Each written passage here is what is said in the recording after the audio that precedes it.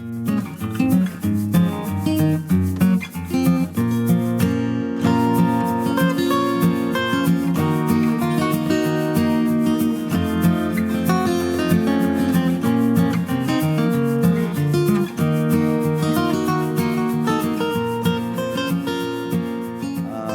is my pleasure today to present Randy Holhut, whose real name is Randolph, in case anyone didn't know that.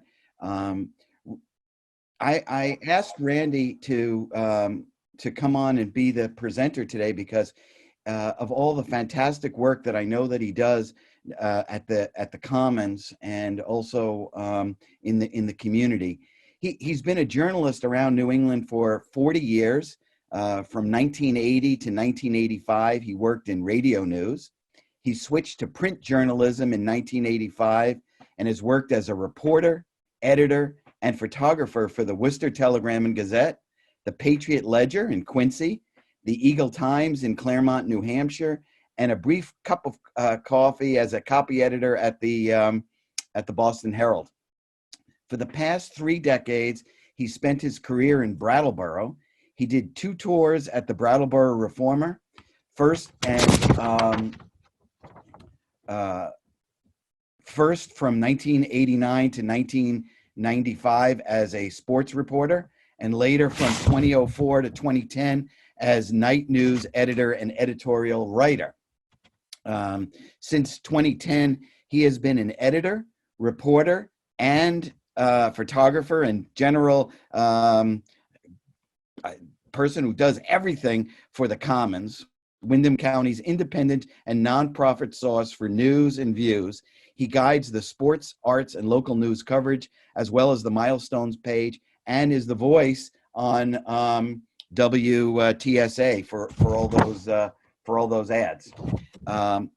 Randy has been honored by the Vermont Press Association with a first prize for editorial writing in 2004, and the New England Newspaper and Press Association with first prizes for spot news reporting in 2011 and 2012. Randy graduated from Holhut Community College, the University of Massachusetts at Amherst with a BA in Communications, the John F. Kennedy School of Government at Harvard University with an MPA in Press, Politics, and Public Policy, and the U.S. Army Infantry School at Fort Benning, Georgia. He served 6 years in the Massachusetts Army National Guard as an infantryman from 1981 to 1987, mustering out at the rank of sergeant. He lives in Dummerston with his wife, longtime journalist Joyce Marcel, and who is a fantastic writer in her own right. And it is with great honor that I introduce Sergeant Randy. Good afternoon, everybody. Thank you for the introduction, Marty. And I guess you're getting down low on the guest list to have me over for lunch. But it's a good time to have me over because last week marked my 40th anniversary of my professional debut. It was Patriots Day 1980. So, the 2 big events on that day was Bill Rogers and Rosie Ruiz winning the Boston Marathon, and Tony Romo was born. Those 2 events don't seem to go together, but then we all know about what happened to Rosie Ruiz and her marathon victory. But that was my first night as a news person at a radio station in Springfield, Massachusetts. And I was 18 years old, a freshman in college, and it all began there, and a lot of twists, a lot of turns, a lot of failures, a few successes, some more failures, and a few successes. And here I am in Brattleboro on a newspaper, a nonprofit newspaper, something that doesn't really exist in many places these days. Well, there are a lot of papers that aren't making a profit, but there aren't any nonprofit newspapers that are doing what we do. And it's a weird time for newspapers right now. You have, before the virus, there were 25% loss in newsroom personnel nationwide. And in newspapers alone, the workforce has gone from 71,000 in 2008 to about 35,000 as of last year. And that was before the virus that newspapers are in trouble. Since the pandemic started, newspapers have lost a great deal of revenue. And in the case of the Commons, we've seen a decrease of 40 to 50% in our ad revenue, which is a lot of money, but I'm more grateful for the 50% that are still advertising our paper and are still standing by us. And what happens to a town that doesn't have newspapers? And fortunately, Brattleboro hasn't had a chance to find that out. We came close. We've had more than a few near-death experiences at the Commons in the 10 years I've been there. And certainly it was not looking good until the local ownership group bought the Reformer in 3 years ago, it was. And now, Brattleboro is unique that has 2 newspapers, where other towns are losing them altogether. And, what makes Brattleboro so special that can rates 2 newspapers? I think it's a combination of this town really likes to read about itself. They love to see their names in the paper. They're quick to tell you when something's going right, and even quicker to tell you when something's going wrong. They were far enough away from all the population centers that nobody's covering us in Burlington or Albany or Boston or Springfield, Massachusetts. We're kind of off on our own little news island. And that's why we have 2 radio stations and 2 newspapers, a vibrant community access television station, low-powered public FM station, and Brattleboro, which was one of the first community-based journalism boards in the country. Brattleboro tends to revel in its uniqueness, but this is definitely something that Brattleboro can be proud of, that it can support a media ecosystem like that. But it comes back down to support. And a nonprofit newspaper operates under the principle that news is a public service rather than a commodity. News is something that the whole community needs and shouldn't have a toll booth attached to it, so everyone can get the information.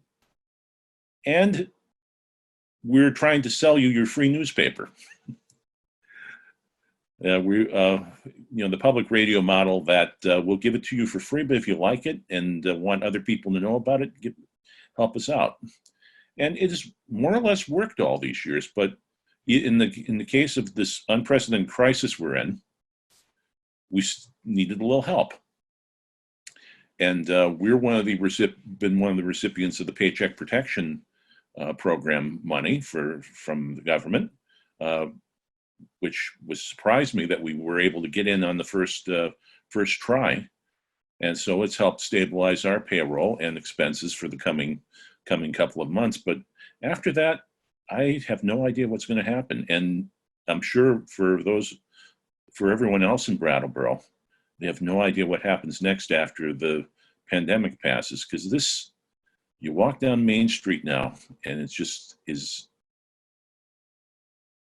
Even when the Brooks house was burned, it was how eerie it was to have that black Hulk at the end of the Main Street. This is even eerier to walk down and see being able to park on Main Street at noon, walking down storefronts that have no people. Then, how quickly will that come back? And that's going to rely a lot on the community we cover and the creativity that we're seeing that seems to have moved out of the real realm and off into the virtual realm.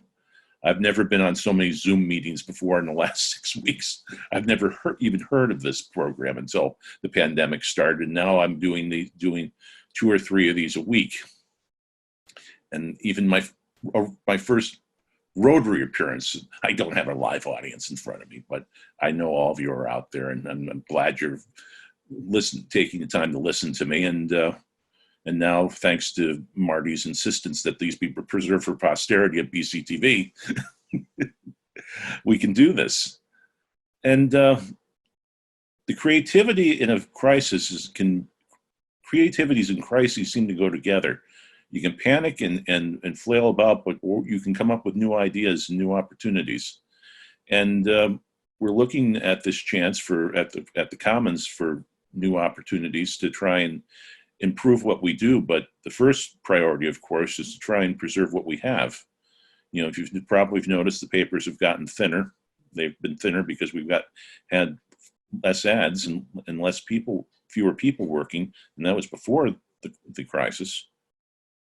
But we hope to be in the next year or so to increase our fundraising, increase our visibility in the community, bring back some things that we've been not doing as much of lately, like our media mentoring project, where we help the community learn more about itself by telling its stories and learning how to tell those stories. And of course, the one thing that doesn't seem important now, because all of you still want an ink newspaper in your hand on Wednesday, but fixing our website, because sooner or later, we're going to not have newspapers in the printed form. I hope that doesn't happen, right? Because I like papers too. And I hope you would continue to support media, the Reformer and us, and BCTV and WVEW and iBrattleboro, and all the rest of the local media ecosystem that helps tell the stories, because without it, communities that don't have, it's been studied over the last few years, that communities that don't have vibrant journalism, or journalism at all, no newspaper covering them, tend to have fewer people voting, fewer people involved in town government, and increased corruption, because when public officials know no one is watching, they tend to get a little sticky-fingered. And journalism helps create community. We as much reflect the community as well as are part of it. And you, the people who are in this august organization called Rotary, are a cross-section of what makes this community so great.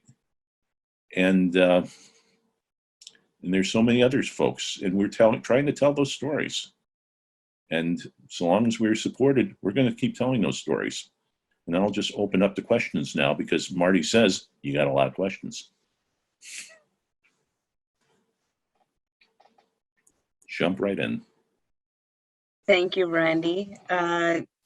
So yes, if you have a question, you can go ahead and unmute and state your question, or also type it into the chat box. And Marty looks like he has a question.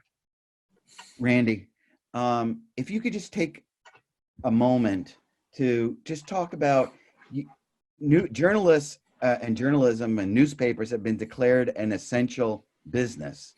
But do you think that the federal government or state government, there should be some monies given to ensure that local journalism continues and continues its vital role that it's taking, especially during this COVID-19 crisis? Well, I think that's the debate between is news a commodity or news a public service? We take the position that's a public service, that's part of our mission, which is creating a free newspaper and website every week. And we feel that the free flow of information is an important service. And it's kind of like what the framers of the Constitution did when they decided to create the post office. It's the one government service that is enshrined in the Constitution, the post office. And why did they do that? They did that because they felt a functioning postal service would disseminate important information for the citizens of this new nation to learn about, and why the post office historically set lower postage rates for periodicals and newspapers. The government has always had an interest in journalism, sometimes too much interest in journalism, depending on their policies regarding censorship or prior restraint on stories. But at the same time, as journalism got transformed from kind of private ownership by benevolent folks, families, or whatever in the community to massive chains that are being organized for profit. That makes government support sticky. Does a chain like Gatehouse, which now swallowed up Gannett and now owns most of the newspapers in New England right now, including the Burlington Free Press and the Worcester Telegram and Gazette and a bunch of others. Did they need a government bailout? Or do they need to stop buying back their stock or stop or take a little less profit? The biggest thing that's happened to journalism in the last few years, and it almost killed the Reformer, is that the paper was taken over by a hedge fund. And hedge funds don't care about public service. They don't care about the community. They care about delivering an ever higher share of profit to their shareholders. And when I was there in the last years I was at the Reformer, say from about 2008 to 2010, the demands got more and more to squeeze money to meet the profit expectations. So if you're asking government to support something like that, don't know. And if you're asking government to help give nonprofits a hand, that's a little more defensible.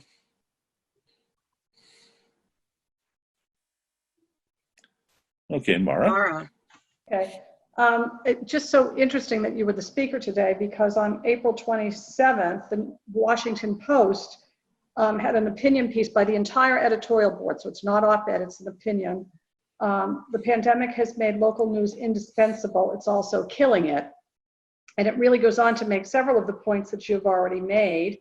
And one of the points it really made that struck home to me is when you don't have a local newspaper and you don't know what's happening in terms of just the ins and outs of your local community, that these churches are doing this on a Sunday, or rescue's doing that, or you've got a little community hero over here, or news about your social clubs or your AA meetings, etc., that civil society and community cohesiveness is found to be breaking down in places across America. And they're fine, and it's very good. I can send it to Marty and then he can post the link. But they're very wary about government relief for newspapers, because their final sentence is, the independence that has made American press so valuable should not be compromised for the sake of the government handout. So I think that the point that Randy's making about supporting your local newspaper by subscriptions, or in the case of the Commons or Vermont Digger, by the NPR style contribution membership, is really important for community cohesion. And that was a big reason why we did the massive mailing we did a few weeks ago, where we mailed out a copy of the Commons to every post office address in Windham County.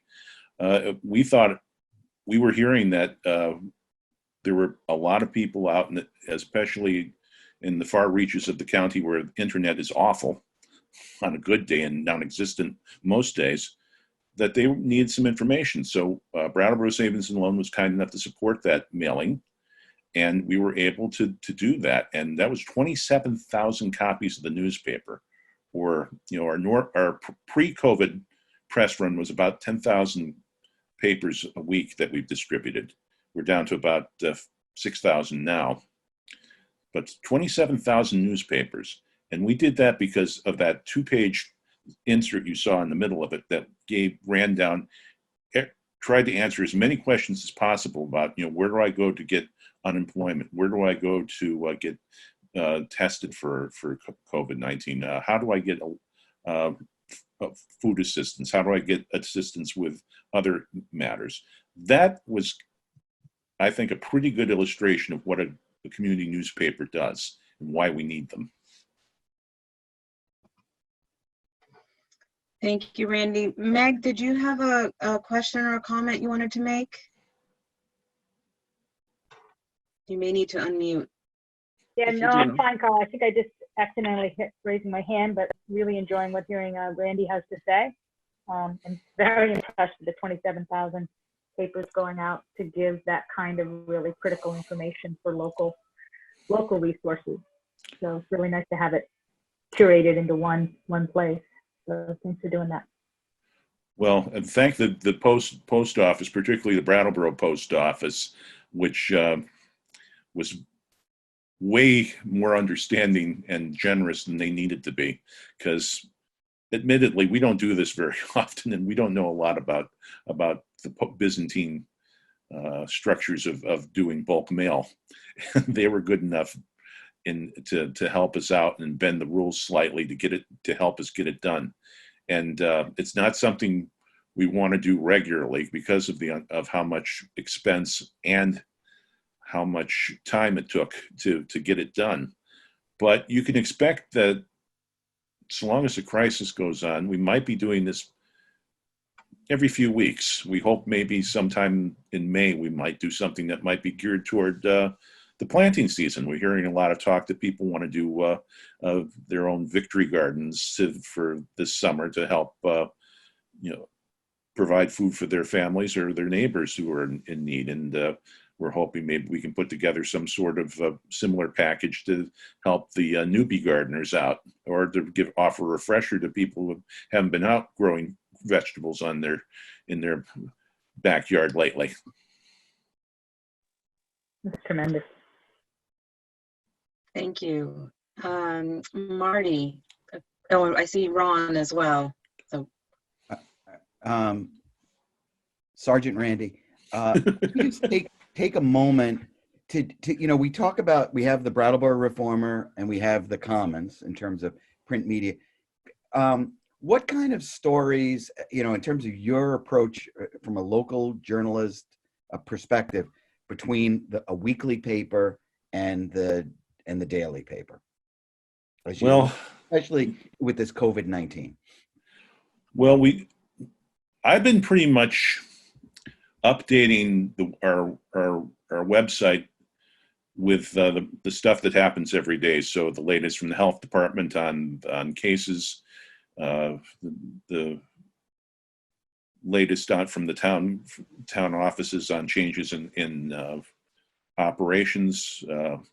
They just announced yesterday that they'll be opening the municipal center for limited use starting May 4th. But a lot of things that say happen on Wednesday are kind of out of date by the time the following Wednesday comes around when we go to press. So we kind of have to take a longer view on things, or a deeper view on things. So we tend to just go deeper and take a more nuanced and analytical approach to what's happening, as opposed to rushing right out and doing it. There have been times when we've rushed right out and did it. The Brooks House fire and the whole of 2011, which was for us in rapid succession, the Brooks House fire, the co-op shooting, and then Tropical Storm Irene. I won the 2 awards I won from the New England News and Press Association were for writing the main stories for Irene and the Brooks House fires. And but for the most part, we have the luxury to take time and take the long view on things. We're not in the breaking news business. That's for the Reformer to do, because they come out 5 times more a week more than we do. We tend to just either go to places where the Reformer may not necessarily go, or try different approaches that the Reformer might not necessarily try, or just look at things in a slightly different way. Because also a big change in perspective, say we're downtown and the Reformer is out on Putney Road, and there's a big difference in perspective. When I was at the Reformer, I would drive into that office and never leave. And the world looks different from a parking lot in 2 miles from the municipal center than it does when you're walking down from the High Grove lot down to Main Street every day. Where offices are at the Hooker Dunham building right across from the Brooks House. So the fire was right in front of us that day. And so we kind of try to be more of the paper that's a longer view of things than say the deadline today. And that's been the biggest change for me, going from daily journalism to doing weekly journalism, was that, you not think it's today is not so much a big deal when you're producing a weekly newspaper. You have time, and you have time to get it right, to talk to additional people and dig a little deeper into a story than you would if you had to rush something into print. So I think Ron has a question, and then there's a question in the chat box that we'll read after Ron. Yeah, I'd like to make a $20 brag for Randy. A $20 brag? What's that? Well, let me speak to it. As a member of the school system, I always appreciated Randy's fairness and accuracy on reporting about the schools. And also previously, when he was a sports reporter, it was just great for the student athletes and their families to get the highlights that Randy would report on. And I really think Randy is such an asset to our community. So thank you. Thanks, Ron. And actually, there's a word for it in the business. We call it refrigerator journalism. It's the stuff that people clip out of the paper and put on the refrigerator when their son or daughter or niece or nephew or grandchild does something great, and they clip it out and put it on the refrigerator. And the number of people who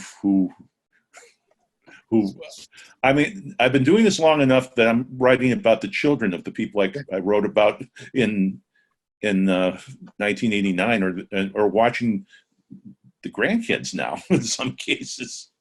There's pop that will be playing on the fields in another decade or so if I'm still doing this.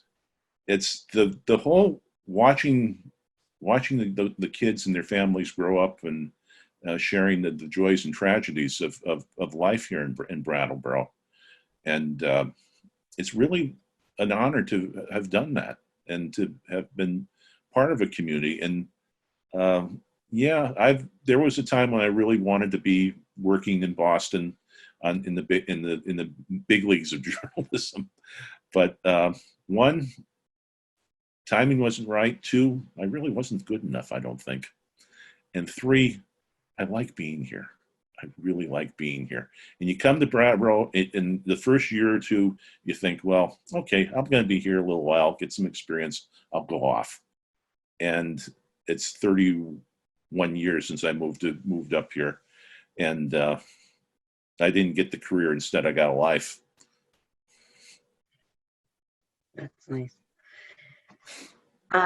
Roger Albee, did you want to read your question, or do you want me to? I'm not sure if you want me to read it. I can read it. Okay, go ahead. Thank you, Randy.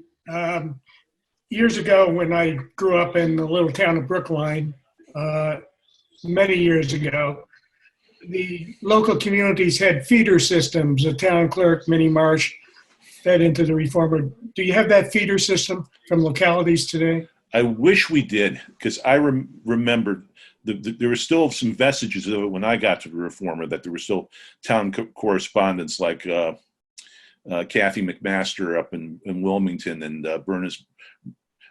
Burnett in Halifax. And we don't have that. And that would be really great if we had town correspondents again who were like that. The person who was plugged into all the gossip and could feed in those little briefs that you remember from the reformer of the 40s and 50s and 60s, the town notes column of who went where visiting, who's back from their vacation, who's doing this and that, the scout troop news, who's having a baby, and all that stuff. That but I think what replaced that? Facebook. Facebook has taken that role of the town notes column, and we get and Jeff Potter, my editor, and the real brains of the operation. He's masterful at mobilizing community through Facebook to get that kind of information. But I would love to see more town correspondence. Thank you. Sherry Ann, did you have a question? I wasn't sure if you were waving before for a question. You're muted. No, that's okay. I was gonna make a brag too about local newspapers. There is no question that local community newspapers are an essence to the vitality of your community. And I come from a newspaper family, a local newspaper family, who I will say it's celebrated post 100 years old. From my grandfather. He ran the St. Croix Avis, which is on St. Croix, obviously. And it's still family owned and family run. Yeah, there are not many of them, those kind of papers left that are under family ownership. Actually, Yeah. the Sentinel is one of those, the Keene Sentinel, who prints our newspaper, and we have a good relationship with them. And just the community newspapers are only as good as the community, and the reformers since the new ownership change has gotten, I think, far better than people will give it credit for, because from the days when I got there in 1989, it was Norm Runyon's last year as editor, and he was everything all the stories you've heard about Norm are true and then some, in terms of his news sense, his fearlessness, his how difficult he was to work with, how he loved gathering eccentric people who could write around him. He brought me to Vermont. That's where I met Joyce. That's where I got an awful lot from Norm, and I miss him, still miss him now. And that's why he set the motto, gave me the template what a community newspaper should look like. Thank you. I think if there's one final question, we have time for one more. I'm scanning the screen.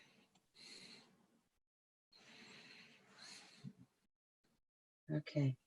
Well, on that note, Randy, thank you very much for your time today, for sharing your story. And we look forward to hearing more from you through the comments. Thank you. Yes.